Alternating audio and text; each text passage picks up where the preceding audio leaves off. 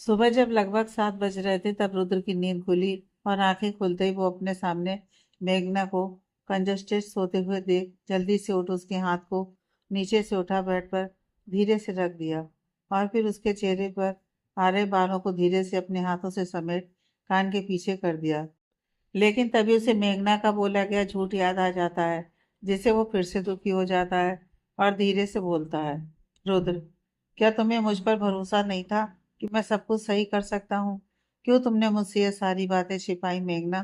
तुम्हें अंदाजा भी नहीं है कि इन सब से मुझे कितना ज्यादा हर्ट हुआ है और फिर हमारे रिश्ते में भी कितनी दूरियां आ गईं। क्यों किया तुमने ऐसा? यह बोलकर वो बेड पर से उतर बाथरूम की तरफ चला गया। उसके बाथरूम जाते ही मेघना की आंखों से वो आंसू बह निकले जिसे उसने बहुत देर से रोक कर रखा था। दरअसल रुद्र ने जब उसकी हाथ उठा बेड पर रखा था तभी नींद खुल गई थी, पर उसने रुद्र की फीलिंग सुनने के लिए अपनी आंखें नहीं खोली। पर जब उसने रुद्र को इतना तकलीफ में अपने दिल की बात बताते हुए सुनी तो वो अंदर से रोने लगी। फिर अपनी आंखों से आंसू पोंछते हुए बोली, मैं जानती हूँ रुद्र जी, आप मुझसे बहुत प्यार करते हैं और आपको इसीलिए मुझसे इतनी शिकायत भी है। पर मैं भी आपसे आज एक प्रॉमिस करती हूँ, जब तक मैं आपको फिर से मना ना लूँगी तब तक मैं भी चैन से नहीं बैठूंगी। मैं आपके चेहरे पर फिर से एक बार वो स्माइल लाकर रहूंगी जो पहले हुआ करती थी और अपने इस रिश्ते में दूरियां भी मिटा दूंगी। बोलकर वहां से उठकर कमरे के बाहर चली गई। उसके बाहर जाने के बाद रुद्र जब बाथरूम से निकलता है तब उसकी नज़र मेघना को कमरे में न देखकर उसे ढूंढने लगती है। पर जब उसके कानों में पायल की आवाज़ सुनाई देती है तब वो समझ जाता है कि मेघना कमरे में आ रही है और वो जल्दी से ड्रेसिंग टेबल के पास जाकर अपने बाल बनाने लगता है। जब मेघना कमरे में अपने हाथों में चाय का प्लेट लिए आती है तो वो रुद्र को बाल बनाते देख धीरे से उसके पास जाते हुए कहती है, मेघना, ये लीजिए गर्मा गर्म चाय। मेघना की चाय का प्लेट उसकी तरफ बढ़ाने पर रुद्र उसकी तरफ देखे बिना ही बोल देता है, रुद्र, मुझे चाय नहीं पीनी है, मन नहीं है। फिर वहां से कंघी रख जाने लगता है। तभी मेघना पीछे से जल्दी से बोल पड़ती है, प्लीज रुद्र जी, मैं मानती हूँ कि मुझसे बहुत बड़ी गलती हुई है और मैंने आपका दिल भी बहुत दुखाया है, पर क्या मेरी गलती की वजह से आप चाय भी नहीं पियेंगे? प्लीज चाय पी लीजिए, आपको सुबह सुबह चाय पीने की आदत है ना? मेघना की बात सुनने के बाद रुद्र अपनी जगह से उसकी तरफ मुड़ते हुए बोला, काश कि तुम्हें सच में मेरी इतनी परवाह होती, पर क्या फायदा, तुम तो मुझे समझ ही नहीं पाई। बस हर वक्त दिमाग में कुछ सोचती रहती हो। पर जब मैंने पूछा तो कभी भी एक पल के लिए भी मुझसे अपनी बातें शेयर नहीं करी। छोड़ो, अब बात करने को बचा ही क्या है। मैं जा रहा हूँ ऑफिस, मैं ही पी लूंगा। बोलकर चला गया। वो यह बात भी जानता था कि मेघना को बहुत तकलीफ हो रही है, इसीलिए उसने उसके साथ थोड़ी नॉर्मल बातें की और उसे यह बोल कि वो स्टेशन में चाय पी लेगा निकल गया। लेकिन मेघना वहीं पर खड़ी अपने हाथों में चाय की प्लेट को निहारती हुई खुद में बोली, आज वो मेरे हाथों का चाय भी पीने से मना कर दिए, पर कोई बात नहीं, मैं हार नहीं मानूंगी। मैं आपको मना कर ही रहूंगी। रुद्र जी, फिर चाहे आप मुझे कुछ भी कहें, अब इतना तो आपका मुझ पर गुस्सा करना बनता ही है। चल मेघना, आप जल्दी से जाकर किचन में सबके लिए खाना बना दे। फिर तुझे रुद्र जी के लिए भी तो खाना लेकर स्टेशन जाना है। नहीं तो तू तो जानती ही है कि वो बाहर का तो कुछ खाने से रहे और इसीलिए नाराजगी में दिन भर भूखे ही रह जाएंगे। मुझसे नाराज हैं इसका मतलब ये थोड़ी है कि वो खाना भी नहीं खाएंगे। खाना तो मैं उन्हें खिलाकर ही रहूंगी। ये बोलकर मेघना जल्दी से कमरे से निकल किचन की तरफ चली गई। तभी काजल उसके घर आते हुए सीधे किचन की तरफ आकर पीछे से बोली, काजल, क्या हो रहा है इतनी सुबह सुबह? खुशबू तो बहुत अच्छी आ रही है। लगता है रुद्र की पसंद का खाना बनाया जा रहा है। क्यों मेघना? मेघना काजल की आवाज सुनते ही पीछे पलटकर बोली, अरे काजल, तुम यहाँ आओ। वो अब रुद्र जी तो मुझसे मुंह फुलाए बैठे हैं। तुम तो जानती ही हो कि उन्हें मनाना इतना आसान तो है नहीं। आज सुबह भी उन्होंने मेरे हाथ से बनी चाय नहीं पी और ऐसे ही स्टेशन चले गए। अब मैंने भी ठान लिया है कि उन्हें मना कर ही मानूंगी। इसलिए सोची क्यों ना आज उनकी पसंद का राजमा चावल बनाकर खाना ले जाऊं। शायद वो मान जाए। फिर वो बाहर का भी तो कुछ नहीं खाते हैं। इस चक्कर में दिन भर भूखे ही रह जाएंगे। काजल, अरे वाह, ये तो तुमने बहुत अच्छा सोचा है। पर हाँ, यह बात भी बिल्कुल सही है कि रुद्र है तो बहुत जिद्दी। अब जब उसने सुबह तुम्हारे हाथों से बनी चाय नहीं पी, तो क्या वो खाना खाएगा? यह बात काजल को थोड़ा सोचने वाली लगी। तभी पीछे से तारा आते हुए बोली, तारा, भाई भाभी के हाथ का बना राजमा चावल बिल्कुल खाएंगे। उन्हें खाना ही पड़ेगा जब कोई ऑप्शन नहीं रहेगा उनके पास तो। तारा की आवाज सुनते ही दोनों उसकी तरफ देखने लगे।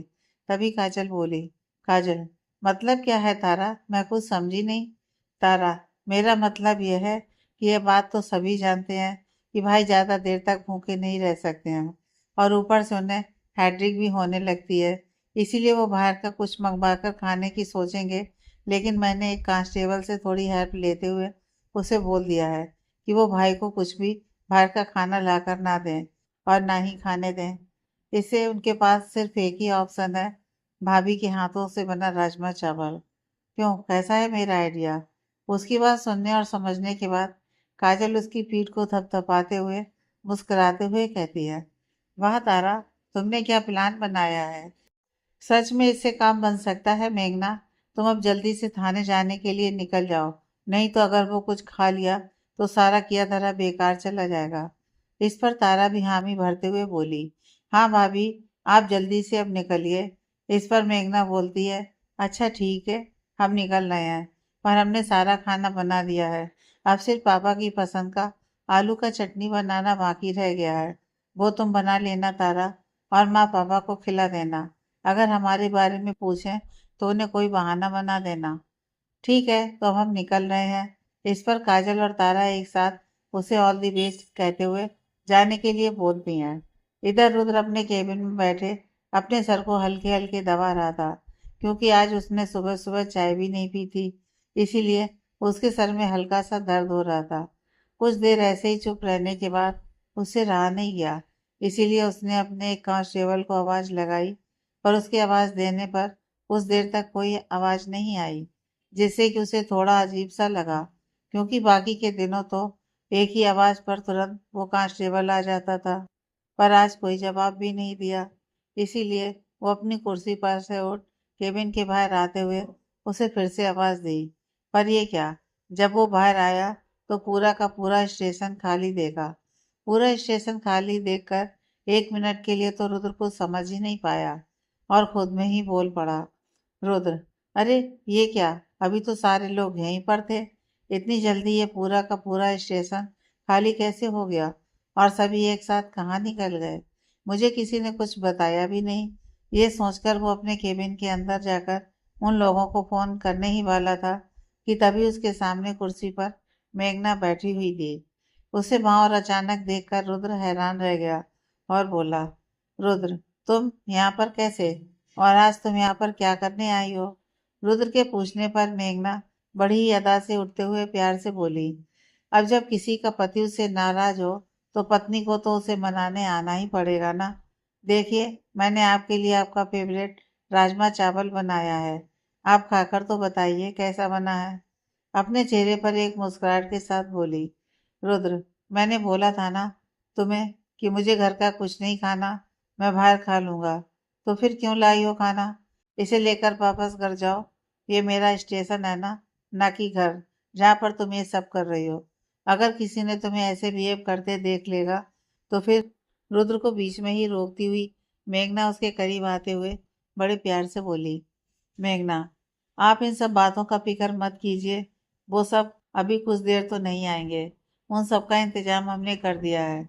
रुद्र, क्या तुमने भेजा है उन लोगों को कहीं? क्या तुम्हारा दिमाग खराब हो गया है? अब जल्दी से उन लोगों को यहाँ पर फोन करके बुलाओ। यह बोल अपना फोन उसकी तरफ बढ़ा दिया।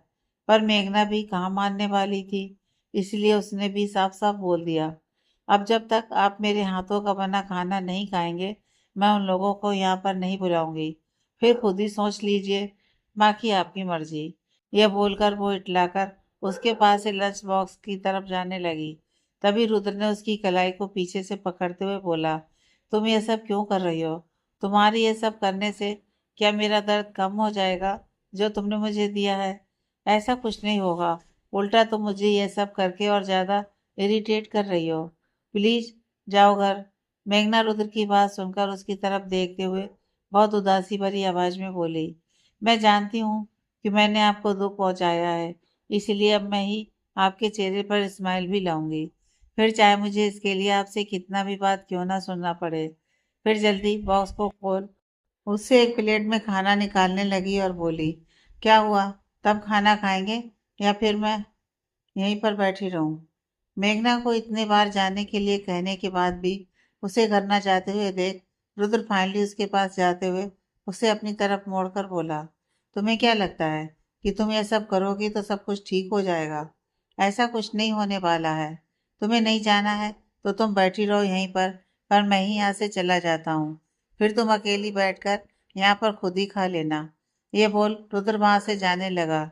यह देखकर मेघना बिना एक मिनट का भी समय गंवाए झट से रुद्र का हाथ पकड़ लेती है और उसे अपनी तरफ मोड़कर उसके होठों पर अपने होठ रख देती है, क्योंकि उसे लगा शायद प्यार से ही रुद्र का कुछ दर्द कम हो जाए। जैसे वो रुद्र को किस करती है, रुद्र एकदम से हैरान हो जाता है और उसकी आंखें खुली की खुली रह जाती हैं, क्योंकि मेघना कभी भी ऐसे उसे किस नहीं करती थी, क्योंकि उसे इन सब में बहुत शर्म आता था। लेकिन आज उसने रुद्र के लिए वो भी किया। यह देखकर रुद्र को कहीं ना कहीं बहुत अच्छा लग रहा था। कुछ ही देर में मेघना उससे दूर होते हुए अपनी नजर नीचे किए धीरे से बोली, क्या अब भी तुम मुझे माफ नहीं करोगे? प्लीज इस बार माफ कर दो। आगे से मैं ऐसा कभी भी नहीं करूंगी जिससे तुम्हें तकलीफ हो। अब तो खाना खा लो। लेकिन रुद्र अभी भी उसके चेहरे को ही घूरे जा रहा था और फिर बोला, आज तुम्हें हो क्या गया है? आज तुमने मुझे किस किया? वैसे तो इन सब चीजों से हमेशा दूरी भागती रहती हो। इस पर मेघना चुप रही। उसे समझ में नहीं आया कि वो क्या बोले, लेकिन रुद्र को सच में मेघना का किस करना बहुत अच्छा लगा और वो मेघना के हाथों को पकड़ अपनी तरफ खींच उसके चेहरे को ऊपर की ओर उठा झट से फिर से उसके होठों पर अपना होठ रख देता है और बहुत पेशेंटली उसे किस करने लगता है। कुछ देर तक इसी तरह किस करने के बाद जब वो देखता है कि मेघना की सांसें फूलने लगती हैं, तो वो उसे छोड़ देता है और जल्दी से वहीं साइड में रखी टेबल पर से पानी का गिलास लाकर उसकी तरफ बढ़ाते हुए बोलता है, आर यू ओके? तुम ठीक हो ना? सॉरी मेरी वजह से तुम्हारी ये हालत हो गई। लो ये पानी पी लो, तुम्हें बेहतर फील होगा। रुद्र के पानी देने पर मेघना उसकी तरफ देखते हुए बोलती है, आप परेशान मत होइए, मैं बिल्कुल ठीक हूँ। वो थोड़ी सांस चढ़ गई थी, अब ठीक है। इसका मतलब कि आपने मुझे माफ कर दिया? मुस्कुराते हुए पूछी। इस पर रुद्र वो पानी का गिलास वहीं टेबल पर रखते हुए सॉफ्टली बोला, अब जब तुम इतने रोमांटिक तरीके से मनाओगी तो फिर मुझे तो मानना ही पड़ेगा ना। फिर भला इतना अच्छा मौका मैं कैसे छोड़ सकता था, क्यों? इस पर मेघना शर्मा गई और जल्दी से खाना प्लेट में डालते हुए बोली, आप भी ना बहुत बेशर्म हो गए हैं। अब चलिए खाना ठंडा हो जाए, उससे पहले खा लीजिए। इस पर रुद्र कुर्सी पर बैठते हुए बोलता है, अरे वाह, मैं बेशर्म हो गया? ऐसा क्या बोल दिया? अरे तुम मेरी बीवी हो, खाना तो तुमने भी नहीं खाया होगा। आओ चलो मेरे साथ ही खा लो। इस पर मेघना बोली, नहीं नहीं, पहले आप खा लीजिए, मैं घर जाकर खा लूंगी। मैंने सिर्फ आपके लिए ही लाई थी। इस पर रुद्र उसको जबरदस्ती अपनी गोद में खींचकर बिठाते हुए बोला, यही बहुत है और हम दोनों इसी में मिल बांट कर खा लेंगे। आओ चलो, अब जब खाना लाई हो तो खिला भी दो अपने हाथों से। यह सुनकर मेघना मुस्कुरा दी और प्लेट से खाना उठाकर उसकी तरफ बढ़ाई। खाना खाते खाते रुद्र मेघना के हाथों को अपने हाथों में लेते हुए कहता है, तुम जानती हो मेघना, जब से मैं तुम्हें चाहने लगा हूँ तुम मेरे लिए क्या मायने रखती हो। अगर तुम मेरे पास पल भर भी नहीं होती हो तो मुझे वो बिताए गए समय एकदम बेकार सा लगता है। इसीलिए मुझे तुमसे सबसे ज्यादा शिकायत थी कि तुमने मुझसे वो सब छिपाई, पर मैं भी कुछ ज्यादा ही ओवर रिएक्ट कर दिया। मुझे तुम्हें समझना चाहिए था, पर मैंने तो उल्टा तुम पर ही गुस्सा किया। मुझे भी माफ कर दो। और एक बात और, तुम मुझसे वादा करो कि आगे से तुम मुझसे सब कुछ शेयर करोगी। इस पर मेघना रुद्र के हाथों पर अपना दूसरा हाथ रखते हुए कहती है, मैं आपसे प्रॉमिस करती हूँ कि मैं आगे से मैं सब कुछ आपको बताऊंगी और आप इस सब के लिए खुद को गिल्टी फील मत करिए। आपकी इस सब में कोई गलती नहीं है। आपकी जगह पर कोई और भी होता तो उस वक्त ऐसे ही रिएक्ट करता जैसे आपने किया। अब तो सब भूल जाइए और जल्दी से ये खाना खाइए। ये हमारा घर नहीं है जहाँ पर हम दोनों ही हैं। अभी कुछ देर में सारे स्टाफ आ जाएंगे, उससे पहले ही मुझे यहाँ से निकलना है। इस पर रुद्र मेघना का हाथ पकड़ते हुए बोलता है, प्लीज मेघना, कुछ देर रुको ना, अभी ही घर जाना है। अब मुझे दिन भर मन नहीं लगने वाला है यहाँ पर। यह सुनते ही मेघना मुस्कुरा देती है और कहती है, अच्छा तो कुछ देर ऐसे ही काट लीजिएगा, फिर रात में तो घर पर मैं मिलूंगी ही। ये बोलकर वो रुद्र के चेहरे को देखने लगी। फिर दोनों हंस पड़े। इधर घर में तारा ने रुक्मणी और अजय को खाना खिला दिया और उनके पूछने पर कि मेघना कहाँ है, झूठ बोल दी कि वो बाजार गई है अपने कुछ जरूरी सामान लेने। राजीव भी इस वक्त घर पर नहीं था। अब सिर्फ महेश खाना खाने के लिए बच गया था। तारा जब किचन में गई तो खुद में ही बोली, वैसे तो बुआ और फूफा जी दोनों खाना खा लिए, बस अब महेश बच गया है। उसके लिए भी खाना लेकर उसके कमरे में ही चली जाती हूँ। उसने मेरे लिए काफ़ी कुछ किया है और मुझे उसे थैंक्स बोलने का भी मौका नहीं मिला। इसी बहाने उसे थैंक्स भी बोल दूंगी। हाँ, यही सही रहेगा। यह सोचकर वो एक प्लेट में खाना परोसी और उसे लेकर महेश के कमरे में चली गई। जब वो उसके कमरे के दरवाजे पर पहुंची तो महेश अपने कमरे में उसे नहीं दिख रहा था। वो धीरे से महेश को आवाज़ देते हुए कमरे के अंदर आई, लेकिन उसे अभी भी महेश नहीं दिखाई दे रहा था। उसे लगा शायद वो अपने कमरे में नहीं है। यह सोचकर वो वहां से जाने ही वाली होती है कि तभी महेश अपने बाथरूम से टॉवल लपेटे हुए गुनगुनाता हुआ अपने बालों को हाथ से हिलाता हुआ निकला। जैसे ही तारा उसकी आवाज़ सुन उसकी तरफ मुड़ी, उसे टॉवल में देखकर झट से फिर से पलट गई और अपनी आंखें बंद कर सॉरी बोलने लगी। सामने तारा को देखकर महेश भी खुद को टॉवल में पा बहुत वियर्ड फील करने लगा और जल्दी से बेड पर रखा कपड़ा पहन बोला, तुम यहाँ पर क्या काम है, बोलो। तारा पीछे मुड़ते हुए बोली, वो मैं तुम्हारे लिए खाना लेकर आई थी। मैंने सोचा इसी बहाने मैं तुम्हें थैंक्स भी बोल दूंगी। तारा को पीछे मुड़े ही बात करते देख महेश बोला, अब तुम इधर देख सकती हो, मैंने कपड़े पहन लिए हैं। यह सुनकर तारा उसकी तरफ पलटते हुए धीरे से बोली, सॉरी, मैं गलत टाइम पर तुम्हारे कमरे में शायद आ गई। ये खाना टेबल पर रख देती हूँ, तुम खा लेना। इस पर महेश बोला, अरे नहीं नहीं, वो तो मेरी आदत है इसी समय नहाने की, बस इसीलिए। तुम जा क्यों रही हो, बैठो यहीं पर। वैसे भी इस वक्त तो दीदी भी घर पर नहीं है ना, तुम भी अकेले बोर हो जाओगी और मैं भी तो अकेले बोर ही हो रहा हूँ। तुम रहोगी तो हम दोनों को कंपनी मिल जाएगी। यह सुनकर तारा मनी मन खुश हो गई और वहां पर तुरंत रुक गई और बोली, अच्छा ठीक है, मैं रुकती हूँ, लेकिन पहले तुम खा लो, वरना खाना ठंडा हो जाएगा। यह बोलकर प्लेट उसकी तरफ बढ़ा दी। महेश भी प्लेट लेकर एक कुर्सी पर बैठ खाना खाने लगा। तभी उसने अचानक से तारा से पूछा, अच्छा मैं तुमसे एक बात पूछूं, तुम्हें बुरा तो नहीं लगेगा? हाँ बोलो, और इसमें पूछने वाली कौन सी बात है? तुम देखने में तो बहुत समझदार और पढ़ी लिखी लगती हो, तो तुम इन सब चक्कर में कैसे फंस गई? क्या तुम्हें ये नहीं पता है कि आजकल ये प्यार सबके नाम पर कितनी ठगी हो रही है? ये बोलकर महेश खाना खाने लगा, लेकिन तारा ने कोई जवाब नहीं दिया। इससे महेश को लगा शायद उसे इस बात से बुरा लग गया। यह बोल वो चुप हो तारा के जवाब का इंतजार करने लगा। महेश के सवाल करने पर तारा कुछ नहीं बोली, बस चुप से अपना सिर झुका लेती है। उसे बिना कोई जवाब के ऐसे बैठे देख महेश को लगा शायद वो उसकी बात से दुखी हो गई। इसीलिए वो कुर्सी पर से उठ जल्दी से तारा के पास जा बैठते हुए बोला, तारा क्या हुआ, तुम चुप क्यों हो गई? सॉरी, शायद मेरी बात से तुम्हें तकलीफ हुई, पर सच में तो मैंने बस ऐसे ही जनरली पूछा था। मेरा तुम्हें हर्ट करने का कोई इरादा नहीं था। तारा महेश के सॉरी बोलने पर कहती है, इसमें तुम्हारी कोई गलती नहीं है, तो तुम माफ़ी क्यों मांग रहे हो? दरअसल इसमें सब गलती सिर्फ और सिर्फ मेरी है। मैं घर वालों से नफरत करने में इतना मशगूल हो गई कि मुझे कब बाहर वाला चीट कर गया पता ही नहीं चला। मैंने तो उसे सच में अपना साथी समझा था, पर मुझे ये नहीं पता था कि वो मुझे इतनी गंदी नज़रों से देखता है। खैर, ये सब बातों का अब कोई मतलब नहीं है मेरी लाइफ में। अब मैं अपना सारा फोकस अपनी पढ़ाई पर दूंगी ताकि अच्छे नंबर से पास करूं। कम से कम इसमें पापा और बाकी के सभी को खुशी तो दे सकूंगी। तब ये हुई ना बात। और अब तुम्हें आगे ही सोचना चाहिए। ये सब लाइफ में बस ऐसे ही चलता रहता है। अब इसकी वजह से हम डरकर अपनी लाइफ जीना तो नहीं छोड़ सकते हैं। मैं इसको सांत्वना देते देख तारा एक हल्की सी मुस्कान अपने चेहरे पर लाकर बोली, अच्छा तो तुम्हारी लाइफ में कोई है या तुम भी अब तक सिर्फ बोल हंसने लगी। तभी महेश बोलता है, नहीं नहीं, मुझे इन सब चीज़ों में कोई इंटरेस्ट नहीं है और ना ही मुझे कभी किसी से प्यार हो सकता है। हाँ की थी मैंने भी एक लड़की से प्यार, पर उसने भी मुझे धोखा ही दिया। तब से मैंने सोच लिया कि अपनी लाइफ में मैं किसी ऐसे को नहीं आने दूंगा जो मुझे तकलीफ पहुंचाए।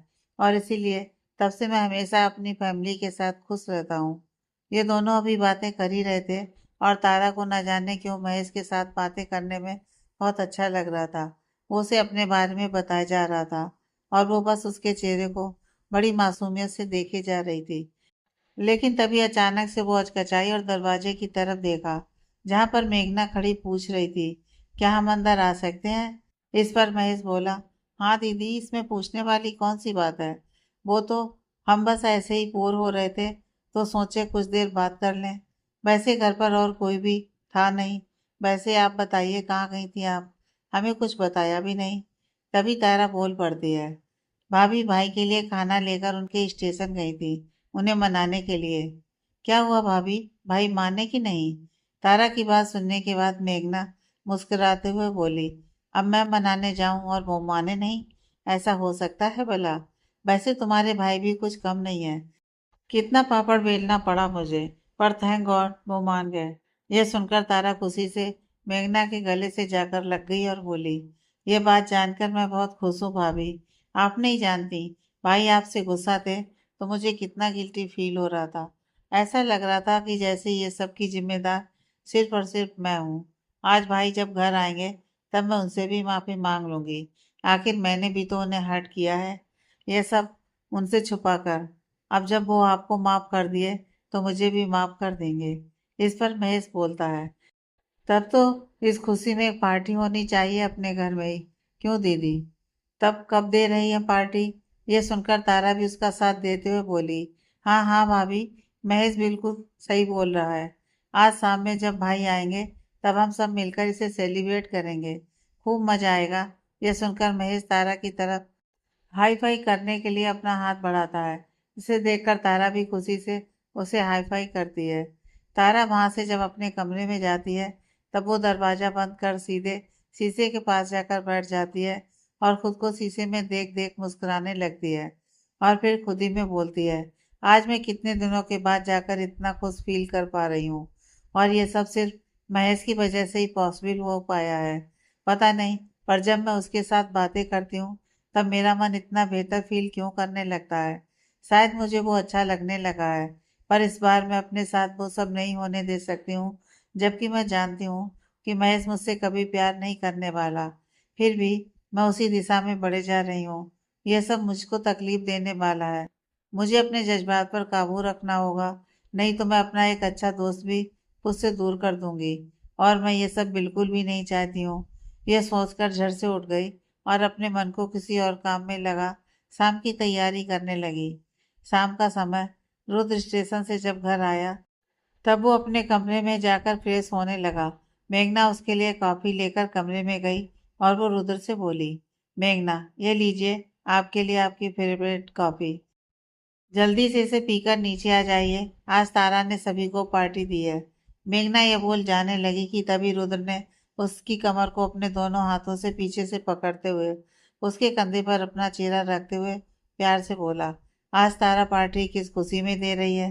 वैसे अभी तो मैं आया हूँ, कुछ देर तो रुको, तुम हमेशा जाने के लिए ही तैयार रहती हो। ये बोल हल्के से उसकी गर्दन को अपने होठों से चूमने लगा। तभी मेघना उसको खुद से दूर करते हुए हंसते हुए बोली, अच्छा जी, अब आप बहुत तेज है, पर मेरे साथ ये चालाकी नहीं चलने वाली। इस वक्त सीधे कॉफी पीकर नीचे आ जाइए, मैं जा रही हूँ। बोलकर वो भागते हुए नीचे चली गई। उसको जाते देख रुद्र मुस्कुराते हुए बोला, अब चल भाई रुद्र, बीबी ने तो घास डाली नहीं, अब कम से कम बाहर जाकर ही देखा जाए कि तारा पार्टी क्यों दे रही है। ये बोलकर वो बाहर आ गया। जब वो बाहर आया तो चारों तरफ अंधेरा था और वो जैसे ही आगे बढ़ा, सभी ने एक साथ लाइट ऑन कर दी और उसे एक साथ सॉरी बोलने लगे। ये सब देखकर रुद्र कुछ समझ नहीं पाया और वो मुस्कुराते हुए बोला, ये सब क्या है तारा, और तुम सबने मेरे लिए ये सब किया है? रुद्र की बात सुनकर तारा आगे बढ़ते हुए बोली, भाई ये सब हमने आपसे माफी मांगने के लिए किया है। हमने आपको बहुत ज्यादा दुखी कर दिया था ना, इसीलिए हमने सोचा कि क्यों ना आपसे माफी मांग लें। तभी राजीव भी रुद्र के पास आते हुए बोला, हाँ यार रुद्र, मैंने भी तुझे बहुत हर्ट किया है ना, मुझे माफ कर दे यार। प्रॉमिस, आगे से ऐसा नहीं होगा। मैं तुमसे कोई बात नहीं छिपाऊंगा। सबके माफी मांगने पर रुद्र ने सभी को एक साथ बोला, अच्छा बाबा, मैंने सभी को माफ कर दिया। तुम लोग मुझे इतना मत सॉरी बोलो, मुझे अच्छा नहीं लग रहा है। लगता है कि तुम लोगों ने कोई क्राइम कर दिया हो, तो मुझे मनाने के लिए ये सब किया गया है। क्यों तारा? इस पर तारा बोली, नहीं भाई, ये सब तो हमने आपके लिए और भाभी के लिए किया है। आप दोनों के बीच इन कुछ दिनों से हमारी वजह से दूरियां आ गई थी ना, तो आप दोनों के बीच सब ठीक होने की खुशी में हमने ये किया है।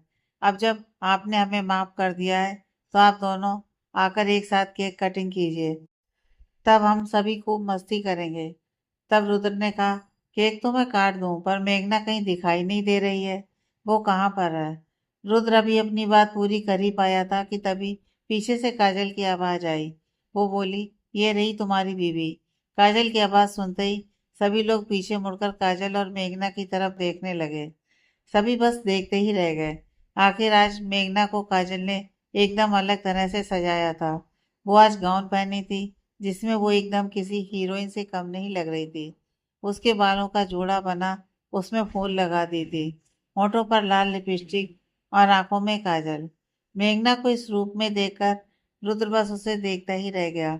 उसने मेघना को कभी भी इस रूप में इमेजिन भी नहीं किया था, लेकिन वाकई में मेघना इस वेस्टर्न लुक में काफी जच रही थी। तब मेघना भी रुद्र को अपनी नजरों को चुराते हुए देख मन ही मन मुस्कुरा रही थी, क्योंकि वो रुद्र को खुद को वैसे देखकर बहुत खुश थी और उसे बहुत अच्छा लग रहा था। लेकिन तभी राजीव रुद्र के पास आकर बोला, अरे भाई, अब तू अपनी नजर वेव्स पर से हटा भी ले, वरना उन्हें नजर लग जाएगी। हाँ, माना कि वेव्स आज काफी खूबसूरत लग रही हैं, पर अब उन्हें घूरना बंद कर। यहाँ पर और भी बहुत सारे लोग हैं, फिर अकेले घूर लियो। बोल हंसने लगा। उसकी बात सुनते ही रुद्र अपनी आंखें दूसरी तरफ कर बोलता है, मैं कहाँ देख रहा था, वो तो बस ऐसे ही। अब जब मेघना आ गई है, तो फिर चलें केक कट करने। मुझे काफी नींद भी लग रही है और कल कोई छुट्टी भी नहीं है, तो जल्दी से केक कट करते हैं। ये बोल वो अपनी नजरें इधर उधर कर देखने लगता है। तभी राजीव उसके कान के पास आकर बोलता है, हाँ हाँ बेटा, अब तो तुझे नींद आएगी ही ना। मुझे क्या समझा है, मैं कुछ समझता नहीं हूँ क्या? वेव्स के साथ अकेले में टाइम स्पेंड करना है। क्यों, सही बोल रहा हूँ ना? राजीव को रुद्र के कान में फुसफुसाते काजल देख लेती है और कहती है, अब तुम रुद्र को कौन से गुर मंत्र दे रहे हो इस वक्त? जरा उसके कान से दूर हो जाओ। काजल ये बोल राजीव को देखने लगती है। काजल की बात सुनते ही सभी मुस्कुरा देते हैं और रुद्र भी कहता है, कुछ नहीं, ये तो बस ऐसे उल्टी सीधी बातें करते रहता है बस। फिर मेघना और रुद्र दोनों केक के पास जाकर खड़े हो गए और सभी उनके साथ एक एक कर फोटो खिंचवाने लगे। कुछ देर तक फोटो वीडियो का सिलसिला ऐसे ही चलता रहा। फिर केक कटी और सभी ने एक दूसरे को केक खिलाई। सच में आज बहुत दिनों के बाद जाकर इस घर में सभी के चेहरे पर एक बहुत ही शांति भरी मुस्कुराहट थी। सभी ने बैठकर कभी गप्पे भी करी। फिर जब सभी को नींद आने लगी, तब सभी अपने कमरे में चले गए। चूंकि महेश को अभी नींद नहीं आ रही थी, तो वो वहीं पर बैठा रहा और अपने मोबाइल को चलाने लगा। तभी तारा जाते जाते रुक गई और महेश को यूं सोफे पर बैठे देख फिर से मुड़कर उसके पास आकर खड़ी हो गई और बोली, क्या हुआ? तुम अपने कमरे में नहीं गए सोने? क्या तुम्हें नींद नहीं आ रही है क्या? वैसे रात तो काफी हो गई है। तारा के सवालों पर महेश जवाब के रूप में कहा, हाँ रात तो हो गई है, पर मुझे अक्सर सुबह के इस टाइम ही कुछ देर नींद होती है। रात में तो मैं काफी लेट सोता हूँ। अब नींद आएगी तभी ना सोऊंगा, इसीलिए यहीं पर बैठा हूँ। सोचा तब तक मोबाइल पर ही कुछ कर लेता हूँ। महेश की बात सुनकर तारा को नींद लगी थी कि तभी वो उससे बोलती है, अगर तुम चाहो तो मैं तुम्हारे पास रुक जाऊं। वैसे भी मुझे भी इस वक्त नींद नहीं आ रही है। उसकी बातें सुनकर महेश नॉर्मली बोला, हाँ क्यों नहीं, अगर तुम्हें भी नींद नहीं आ रही है तो हम दोनों कोई गेम खेल लेते हैं, इससे टाइम भी पास हो जाएगा। यह सुनकर तारा खुशी से वहां पर रुक गई। जब वो वहां पर बैठी तब अचानक उसे याद आया, वो तो ये डिसाइड करी थी कि वो महेश के करीब नहीं जाएगी ताकि वो इन सब से दूर रह सके। लेकिन उसने फिर से महेश के पास रुकने की कोशिश करी। ये बात याद आते ही वो झट से उठ बोली, वो महेश, मुझे पता नहीं, सर में अचानक से दर्द हो रहा है, तो मैं जा रही हूँ सोने। Please sorry. यह बोलकर वो बिना एक मिनट भी वहां रुके अपने कमरे की तरफ चली गई। तारा का ऐसा करना महेश को कुछ समझ में नहीं आया और वो खुद में ही बोला, बड़ी अजीब लड़की है ये भी। अभी तो खुद बोली कि यहाँ रुक जाऊं और 1 मिनट में ही भागकर चली गई। ये तो बिल्कुल समझ से बाहर है। खैर छोड़ो, मैं अपने मोबाइल पर ही कुछ काम कर लेता हूँ, फिर चला जाऊंगा सोने। यह सोचकर वो फिर से अपने मोबाइल में काम करने में लग गया। इधर तारा कमरे में आकर अपना दरवाजा तो लगा लेती है, पर मन उसका बहुत उदास हो जाता है, क्योंकि वो महेश के साथ अपना वक्त बिताना चाहती थी। ना चाहते हुए भी उसका दिल अब महेश के लिए धड़कने लगा था, जिसे वो रोक तो रही थी, पर इस वजह से बहुत उदास भी थी। इधर मेघना जब अपने कमरे में गई तो रुद्र उसका पहले से ही वहां पर इंतजार कर रहा था। रुद्र को ऐसे खड़े होकर इधर से उधर घूमते देख मेघना बोली, क्या हुआ रुद्र जी, आप परेशान लग रहे हैं, कोई बात है क्या? मेघना की आवाज सुनते ही रुद्र उसकी तरफ मुड़ गया और बोला, मैं परेशान तो था कि तुम कमरे में आओगी भी या नहीं। रुद्र की यह बात सुनकर मेघना को हंसी आ जाती है और वो हंसते हुए बोलती है, ये आप क्या बोल रहे हैं रुद्र जी, मैं भला कमरे में क्यों नहीं आती? क्या हुआ, कोई बात करनी थी क्या? हाँ हाँ, हंस लो, तुम्हें तो ये सब मजाक ही लगेगा ना। एक तो तुम आज इतनी खूबसूरत लग रही हो, ऊपर से मैं कब से तुम्हें यह बात कहना चाहता था, पर इतनी देर तो बाहर में ही लग गया।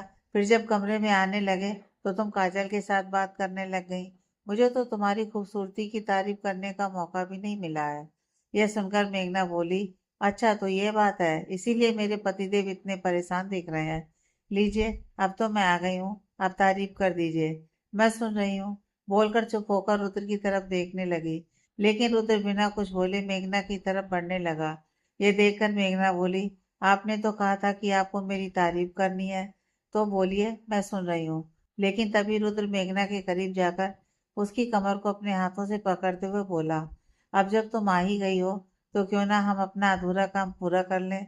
रुद्र की बात मेघना को समझ में नहीं आई और वो एकदम मासूमियत भरे शब्दों में बोली, कौन सा अधूरा काम रुद्र जी? इस पर रुद्र उसके करीब आते हुए बोला, वही जो स्टेशन में रह गया था। तुमने ही तो बोला था ना कि हम घर पर तो मिलेंगे ही, क्यों कुछ याद आया? यह सुनकर मेघना समझ गई कि रुद्र क्या कहने की कोशिश कर रहे हैं और इसीलिए उसे थोड़ा शर्म भी आ रहा था, पर वो रुद्र को मना भी नहीं करना चाहती थी, इसीलिए उसने अपनी नजरें नीची कर ली। फिर रुद्र ने उसे अपनी गोद में उठा लिया और ले जाकर बेड पर धीरे से लिटाते हुए उसके होंठों की तरफ आहिस्ता आहिस्ता बढ़ने लगा। अगली सुबह, आज रुक्मणी बाकी के दिनों की तरह सुबह सुबह नहीं उठी थी। जब मेघना नीचे आई तब उसने मंदिर में पूजा ना हुई देख खुद में ही बोली, अरे ये क्या, आज मंदिर में अभी तक पूजा नहीं हुई? लगता है माँ अभी तक जगी नहीं है, और वो तो इतना लेट कभी भी नहीं सोती हैं। तो फिर आज कहीं उनका तबीयत तो खराब नहीं है, जाकर देखती हूँ। ये सोचकर वो जाने ही वाली होती है कि फिर सोचती है कि वैसे जाना सही नहीं रहेगा, इसीलिए दोनों के लिए किचन में जाकर चाय बना लेती है और फिर जाती है। जब वो दरवाजे पर पहुंचती है तो दरवाजा खुला देखकर परेशान हो जाती है और कहती है, अरे ये क्या, दरवाजा तो खुला है माँ के कमरे का। तब वो धीरे से अंदर जाते हुए बोलती है, माँ क्या हम अंदर आ जाएं? तभी अजय अंदर से जवाब देते हैं, हाँ हाँ बेटा आ जाइए। अजय की आवाज़ सुनकर मेघना को अब पक्का कंफर्म हो गया कि हो ना हो माँ की तबीयत जरूर खराब है, नहीं तो पापा जी इतनी सुबह नहीं उठते हैं। यह सोचते हुए वो कमरे में चली गई और जब वो देखी कि रुक्मणी बेड पर सोई है और अजय उनके पास बैठे उनके सर को अपने हाथों से हल्के हल्के दबा रहे हैं, तो ये देखते ही वो झट से चाय वाली ट्रे टेबल पर रख अजय के पास जाकर परेशान भरी आवाज में बोली, पापा जी माँ को क्या हुआ है और आप इस तरह बैठकर उनका सर क्यों दबा रहे हैं? उनके सर में दर्द हो रहा है क्या? इस पर अजय मेघना को बताता है, वो मेघना बेटा, दरअसल कल रात से रुक्मणी जी को 1-2 उल्टियाँ हो गई हैं और इनके सर में भी काफ़ी दर्द हो रहा है, तो हम सोचे कि दवा देते हैं, हो सकता है इससे कुछ राहत मिल जाए। और अभी ये कुछ घंटों से सो रही हैं। लगता है इन्हें आराम मिला है दर्द से। अजय की बात सुनने के बाद मेघना बहुत दुखी भाव से बोली, माँ की तबीयत इतनी खराब थी तो पापा जी आप हमें उठा देते ना। आपको हमें जगा देना चाहिए था। सोचिए, माँ यहाँ सो नहीं पा रही थी और हम लोग सोए हुए थे। हम उनकी देखभाल कर लेते। आप भी रात भर जगे रह गए। ये सोचकर मेघना को बहुत बुरा लगा। इस पर अजय मेघना की तरफ देखते हुए हल्की सी मुस्कान अपने चेहरे पर लाकर बोले, अरे मेघना बेटा, आप क्यों परेशान हो रही हैं? अब सब ठीक है। आगे से ऐसा कुछ होगा तो हम बता देंगे। अब ठीक है। अच्छा लाइए, हमारी चाय दीजिए। वैसे भी इस वक्त हमें चाय की बहुत ज़रूरत थी। अजय के कहने पर मेघना चाय का एक कप ले उनकी तरफ बढ़ा देती है। इधर आज काजल राजीव को सरप्राइज देने के लिए एक सुबह से ही अपने कमरे में सजावट कर रही थी। दरअसल आज राजीव का बर्थडे था। ये बात काजल को मेघना के द्वारा पता चल गई थी। इसीलिए वो इस बार राजीव को सरप्राइज देना चाहती थी। इधर चूंकि रुक्मणी की तबीयत कुछ सही नहीं थी, इसलिए राजीव ने अपना बर्थडे मनाने से मना कर दिया था। इसीलिए घर में कुछ खास नहीं हुआ। सिर्फ पूजा कर मंदिर में भगवान जी को प्रसाद चढ़ा दिया। और आज राजीव को कुछ काम भी था, इसीलिए वो सुबह से ही घर से अपने काम के सिलसिले में निकल गया। जब वो घर से निकल रहा था तभी उसकी मोबाइल पर काजल का कॉल आया। राजीव कॉल रिसीव कर कहता है, हाँ काजल बोलो, क्या बात है? काजल इस पर कहती है, अरे ये क्या, आज तुम इतने गंभीर टाइप बात क्यों कर रहे हो? अच्छा सुनो, आज शाम को तुम्हें मेरे घर आना होगा। आज मैंने खुद तुम्हारे लिए खाना बनाऊंगी, तो टाइम पर आ जाना। राजीव मन ही मन सोचा, कॉल किया और विश भी नहीं की। शायद इसे पता नहीं है कि आज मेरा बर्थडे है। फिर बोला, आज मुझे कुछ इम्पोर्टेंट काम है और मैं कोशिश करूंगा आने की, पर प्रॉमिस नहीं कर सकता हूँ। काजल राजीव की बात सुन झट से बोल पड़ी, मैं वो सब नहीं जानती हूँ। तुम्हें शाम को यहाँ पर आना है तो बस आना है, और मुझे कोई रीजन नहीं सुनना है, समझे? मैं तुम्हारा वेट करूंगी। इस पर राजीव कहता है, अच्छा ठीक है, मैं आ जाऊंगा, पर इस वक्त मैं कॉल रखता हूँ, मुझे काम से बाहर जाना है। यह बोलकर वो कॉल रख देता है। फिर वो अपने काम के सिलसिले में चला जाता है। इधर काजल कॉल कटने के बाद खुद में ही बोलती है, मैं जानती हूँ राजीव को ये जरूर लगा होगा कि शायद मुझे उसके बर्थडे के बारे में कुछ पता नहीं है, पर आज शाम जब मैं उसे सरप्राइज दूंगी तो वो बहुत खुश हो जाएगा। उसकी ये खुशी देखने लायक होगी। बस मुझे तो अब शाम का वेट है। आज मैं खुद उसके लिए अपने हाथों से खीर बनाऊंगी, उसे बहुत पसंद है ना। ये बोलकर वो खुद में ही मुस्कुराने लगी। इधर राजीव एक होटल पहुंचा और वहां वो एक कमरे के दरवाजे पर खटखटाया। तभी अंदर से एक लड़की दरवाजा खोली और राजीव उस कमरे के अंदर जा कमरे का दरवाजा लगा देता है। उसको वहां पर काजल की एक कॉलेज की दोस्त देख लेती है, जो वहां पर छुट्टियां मनाने गई हुई थी। उसे कुछ अजीब सा लगा और वो झट से काजल को कॉल लगा देती है। काजल अपनी दोस्त का कॉल देखकर खुशी से बोली, अरे वाह, आज इसे कैसे मेरी याद आ गई? ये बोल वो कॉल रिसीव कर कहती है, हाँ सोनम बोल, आज तुझे मेरी याद कैसे आ गई? अरे यार काजल, मुझे तुम्हें कुछ बताना था, इसलिए मैंने तुम्हें कॉल कर दिया। वो मैं यहाँ पर सेंट थॉमस होटल अपनी छुट्टियां मनाने आई हुई थी, और अभी मैंने यहाँ पर राजीव को किसी लड़की के कमरे के अंदर जाते हुए देखा, तो मुझसे रहा नहीं गया और इसीलिए मैंने तुम्हें कॉल कर दिया। सोनम की बातें सुनकर काजल एकदम से सन रह गई और मन ही मन सोची, पर राजीव ने तो मुझे बोला था ना कि वो इम्पोर्टेंट काम से जा रहा है, हो सकता है वो उसकी क्लाइंट हो। यह सोचकर वो सोनम से बोली, अरे नहीं नहीं सोनम, दरअसल राजीव अपने क्लाइंट से मिलने गया है, मुझे बताकर गया है। और ये सब छोड़, और बता तू कैसी है? फिर काजल उसे इधर उधर की बात कर कॉल रख देती है और एक पल को सोचती है और फिर झट से राजीव को कॉल लगा देती है।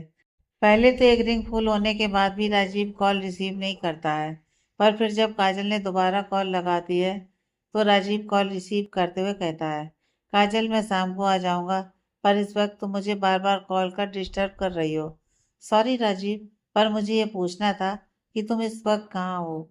वो मुझे कुछ मंगाना था तो मैंने सोचा तुम्ही से बोल दूं।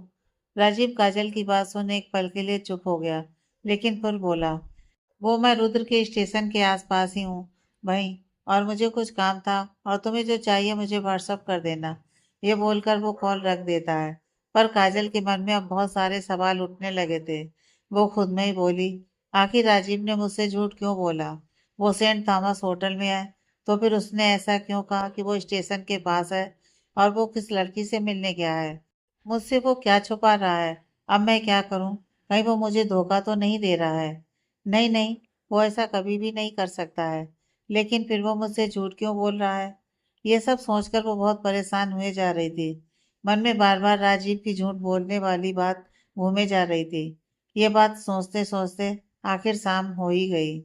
शाम का समय राजीव ने अपना सारा काम खत्म कर वहां से निकल गया और फिर सीधे काजल के घर के लिए चल दिया। क्योंकि उसे आज काजल ने इनवाइट किया था, तो ये बात उसने मेघना को कॉल कर दिन में ही बता दिया था कि आज वो घर नहीं आएगा, क्योंकि वो काजल के घर जा रहा है। इसीलिए घर पर खाना नहीं बना है। वो कुछ ही देर में काजल के घर के बाहर पहुंच गया। चूंकि रात हो गई थी, इसीलिए वो दरवाजा खटखटाने से पहले काजल को कॉल लगाया, पर काजल ने उसका कॉल रिसीव नहीं किया। यह देखकर राजीव को ना चाहते हुए भी गेट खटखटाना पड़ा। उसके गेट खटखटाने पर अंदर से काजल की माँ ने दरवाजा खोला और राजीव को देखकर अंदर आने के लिए बोली। राजीव भी उनके कहने पर अंदर आ गया और थोड़ी देर इधर उधर देखने के बाद वो बोला, आंटी काजल कहाँ पर है? कहीं दिखाई नहीं दे रही है। दरअसल मुझे उससे कुछ काम था।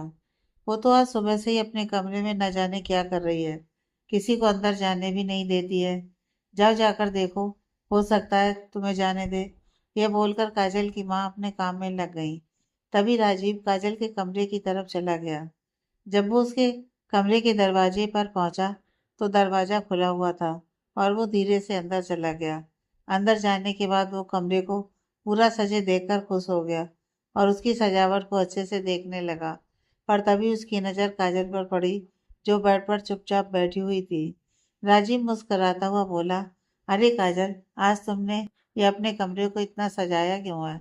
राजीव के सवाल सुनकर वो उठी और उसका हाथ पकड़ टेबल के पास ले गई, जहां पर वो राजीव के नाम का केक रखी हुई थी। वो केक देखते ही राजीव समझ गया कि काजल को उसके बर्थडे के बारे में पता था और वो पूरा सजावट उसी के लिए की गई थी। यह देखकर वो बहुत खुश हो गया और खुशी से काजल को झट से अपने गले लगाते हुए बोला, थैंक्स काजल, तुम्हें मेरे बर्थडे के बारे में पता था और तुमने ऐसा मेरे लिए किया है। Thank you so much. Rajiv के गले लगने पर काजल ने उसे हल्के से अपने से दूर करते हुए बोली, हाँ मैंने सोचा था कि आज मैं तुम्हारे ये बर्थडे बहुत स्पेशल बना दूंगी, पर तुमने तो मुझे ही सरप्राइज दे दिया। काजल, ये तुम क्या सब बोले जा रही हो? मेरे कुछ भी पल्ले नहीं पड़ रहा है तुम्हारी बातें। अच्छा, तो तुम्हें कुछ भी समझ में नहीं आ रहा है क्यों? आज तुम दिन भर कहाँ गए थे? क्या तुम मुझे बता सकते हो? काजल के पूछने पर राजीव फिर उससे वही झूठ बोला। अरे, तुम्हें तो दिन में भी बताया था ना कि मैं स्टेशन के पास किसी काम से गया था। राजीव का झूठ बोलते ही काजल का गुस्सा अब बर्दाश्त से बाहर हो गया और वो झल्लाते हुए बोली, झूठ, सिर्फ झूठ। तुम मुझसे झूठ कब से बोलने लगे राजीव? मुझे नहीं पता था कि तुम भी ऐसे निकलोगे। मैंने तुमसे कभी कुछ नहीं छिपाया, तो फिर आज ऐसी कौन सी इमरजेंसी आ गई जो कि तुम्हें मुझसे झूठ बोलना पड़ा? आज जिस होटल में तुम उस लड़की के साथ थे, वहां पर मेरी एक कॉलेज की दोस्त भी थी, जिसने मुझे बताया कि तुम उस लड़की के साथ उस कमरे में गए थे। काजल के मुंह से वो सब सुनकर राजीव को भी गुस्सा आ गया और वो काजल को झल्लाते हुए बोला, चुप हो जाओ काजल, अब आगे एक लफ्ज भी मत बोलो। छी, मुझे नहीं पता था कि तुम्हारी सोच मेरे बारे में ये सब भी है। हाँ, मैंने बोला तुमसे झूठ, पर क्यों बोला? क्या तुमने एक बार भी पूछा? बस तुमने तो मेरे करेक्टर पर ही सीधे शक कर लिया। वाह, आज मैंने तुम्हारा विश्वास देख लिया काजल। अब जब तुम्हें मुझ पर भरोसा ही नहीं है, तो मुझे नहीं लगता है कि हमें इस रिश्ते को आगे बढ़ाना चाहिए। इसीलिए आज मैं इस रिश्ते को यहीं पर तोड़ता हूँ। बोलकर आंखों में आंसू भरे वहां से चला गया। राजीव की रिश्ते तोड़ने वाली बात काजल सुनकर एकदम से टूट गई और जमीन पर गिरकर फूट फूट कर रोने लगी। उसे लगा शायद राजीव अब उससे पीछा छुड़ाना चाहता है, इसीलिए उसने यह सब बोला। ये सब सोचकर उसे और भी बहुत रोना आ रहा था। वो जमीन पर लेटकर अपने आप को हाथों से जकड़कर बहुत रो रही थी। इधर राजीव भी एकदम से काजल की वो सब बात सुनकर परेशान हो गया था। उसे ऐसा लगा कि शायद काजल उसे आज तक समझ ही नहीं पाई है और इसीलिए वो भी उससे गुस्सा हो गया। ये दोनों एक दूसरे से बात कर सारी बात क्लियर करने की जगह उल्टा आपस में ही लड़ दोनों एक दूसरे से अलग हो गए। जब राजीव रात के करीब 12 बजे घर जा रहा था, तब मेघना की नज़र उस पर पड़ी थी, जो पानी लेने किचन में गई हुई थी। मेघना ने राजीव को आवाज़ देनी चाही, पर जैसे ही वो उसे आवाज़ देती, उसने राजीव के हाथों में शराब की बोतल देखी और राजीव की लड़खड़ाती हुई चाल। वो समझ गई कि उसने इस वक्त शराब पी हुई है, पर यह देखकर मेघना को थोड़ा अजीब लगा। मेघना खुद में ही सोचती हुई बोली, अरे ये क्या, आज तो राजीव जी काजल के घर जाने वाले थे, तो फिर अचानक ये यहाँ पर कैसे? ऊपर से इन्होंने नशा कर रखा है, जबकि ये कभी भी इस तरह शराब पीकर तो घर नहीं आते हैं। लगता है जरूर कुछ हुआ है, जिसकी वजह से इन्हें शराब का सहारा लेना पड़ गया। पर अब यह बात तो कल ही पता चलेगा। मुझे इस बारे में रुद्र जी को बताना चाहिए। शायद वो राजीव जी की परेशानी के बारे में कुछ जान पाए। ये सोचकर वो पानी लेकर कमरे में चली गई। इधर राजीव भी लड़खड़ाता हुआ अपने कमरे में पहुंच गया और जाकर सीधे बेड पर गिर गया। आंखों से गम के आंसू निकल रहे थे, पर होठों पर नकली हंसी थी। अपने आप को तसल्ली देने के लिए कि उसे काजल से रिश्ता टूटने का कोई अफसोस नहीं है, खुद में ही बार बार बोलता, अच्छा ही हुआ जो यह रिश्ता यहीं खत्म हो गया। वैसे भी ऐसे रिश्ते का क्या भरोसा जहाँ पर यकीन नहीं हो एक दूसरे पर। उसने ऐसा सोच भी कैसे लिया कि मैं किसी और लड़की के साथ।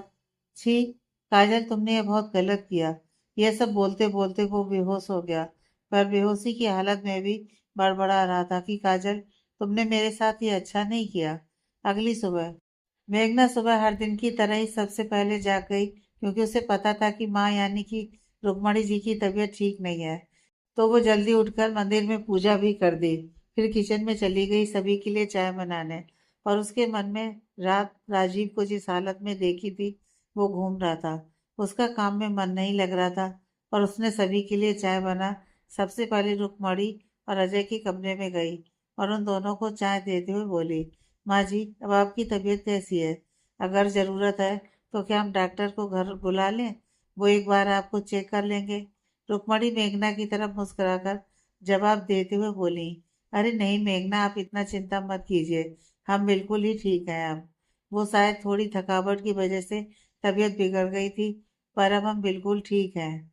तब मेघना वहां से निकल अपने कमरे में रुद्र को चाय देने गई, जहाँ पर वो अभी तक सो रहा था और अलार्म भी बंद कर दिया था।